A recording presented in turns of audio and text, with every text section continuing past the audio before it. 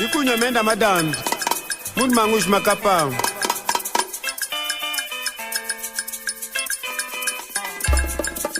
Yeah, yeah, yeah, yeah, yeah,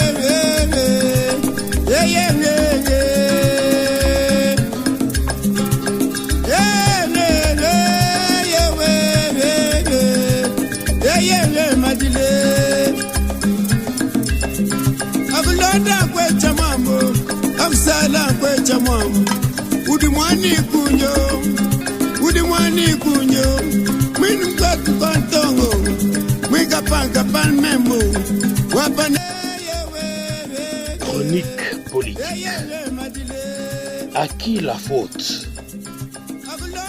À qui la faute, père, si notre pays va mal? Fils, à tout le monde, à nous tous. Et pour une bonne présentation, je peux partager cette responsabilité entre 5 acteurs majeurs, à savoir les dirigeants, les députés, la population, les politiciens frappeurs et l'élite intellectuelle congolaise. À qui la faute? En premier, aux dirigeants, mon fils. Ici, dirigeant est à entendre dans son sens restreint. Il s'agit donc de nos compatriotes qui sont aux commandes dans l'exécutif, à tous les niveaux, puisque c'est eux qui nous gèrent au quotidien. Ne dit-on pas qu'il n'y a pas de mauvaises troupes, il n'y a que de mauvais chefs. Mon fils, c'est dire qu'on ne prend pas les pouvoirs pour les pouvoirs, sans vision, sans projet, sans bons collaborateurs, bref, sans préparation. L'exemple le meilleur que les Congolais récitent à longueur de journée pour illustrer ce type de dirigeant est celui du soldat du peuple. Je cite Mzee Laurent Désiré Kabila. Après plus de 30 ans de maquis, on l'a vu à l'aise dans l'exercice du pouvoir.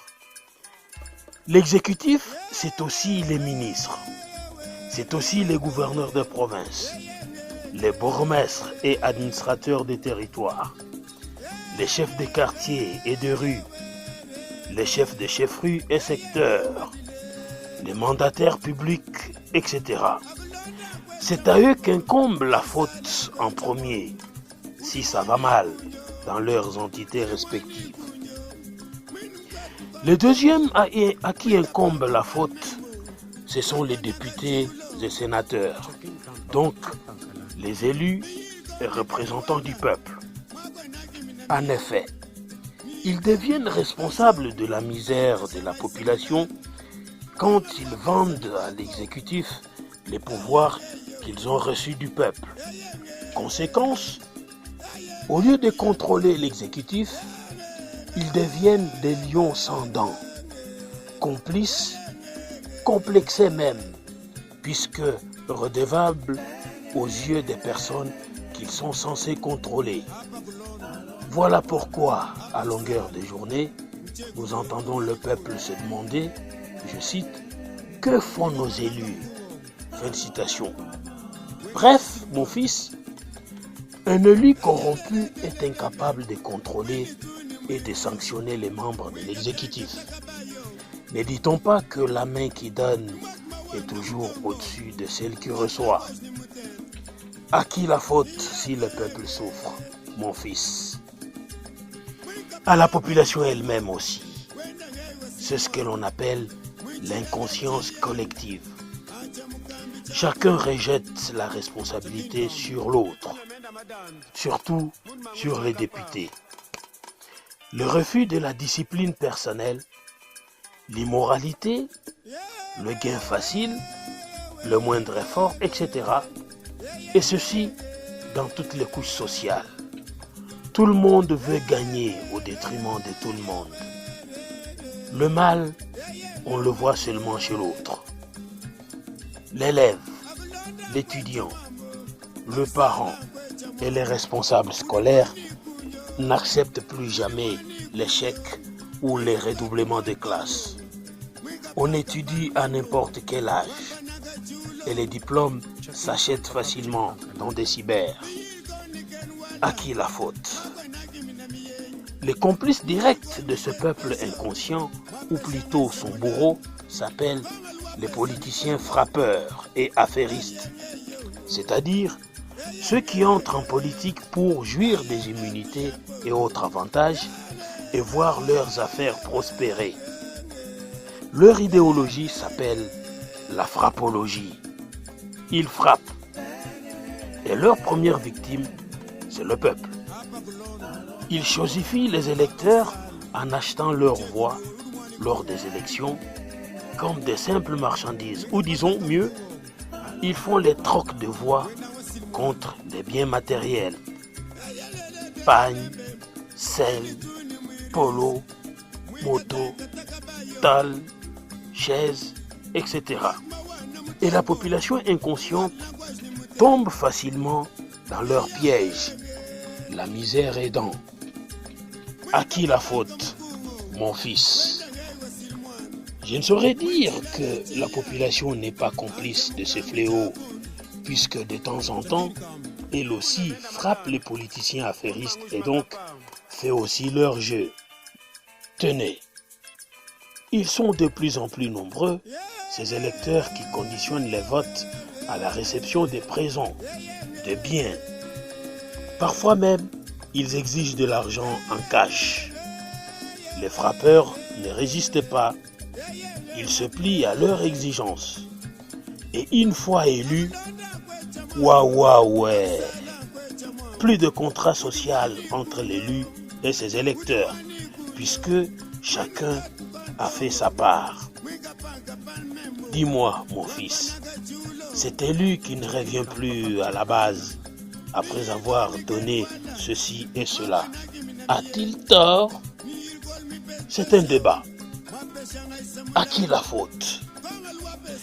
Je termine cette balade par la dernière catégorie sur qui, à mon avis, pèse la plus lourde responsabilité dans la descente en enfer de notre société. Il s'agit de l'élite intellectuelle qui brille par son indifférence, sa nonchalance, sa corruption, parfois même son incompétence, sa distraction et l'individualisme. Kilamoto Paloake. Il laisse ainsi vaste champ aux médiocres. Par peur d'échouer, les intellectuels vous diront, je cite, « Je refuse de me salir ». Fin de citation. Donc, ils ne s'engagent pas, mais se résignent et puis assistent impuissants et vocifèrent quand les médiocres prennent les commandes. À qui la faute si les intellectuels qui ont appris comment fonctionne la société ne veulent pas se jeter à l'eau pour défendre leur diplôme et encadrer la population analphabète, enseigner l'éthique et la morale, mouiller le maillot et affronter courageusement les médiocres? Nelson Mandela et Martin Luther King n'ont-ils pas enseigné, je les paraphrase, que quand vous voyez un mal se commettre et que vous avez la possibilité ou la capacité de l'empêcher, mais vous ne le faites pas, vous devenez complice. C'est cela l'intellectuel congolais. À qui la faute, mon fils? Mais à nous tous, pas seulement aux députés, puisque c'est nous, population, qui faisons de mauvais choix au nom de ceci ou de cela. Et sommes premiers à nous plaindre. L'intellectuel aussi, bien sûr, qui ne vous avertit pas, mais est le premier à se plaindre quand ça ne marche pas. Tuvunduke, aluta continua. Fin de cette chronique. Bye mon fils et à la prochaine.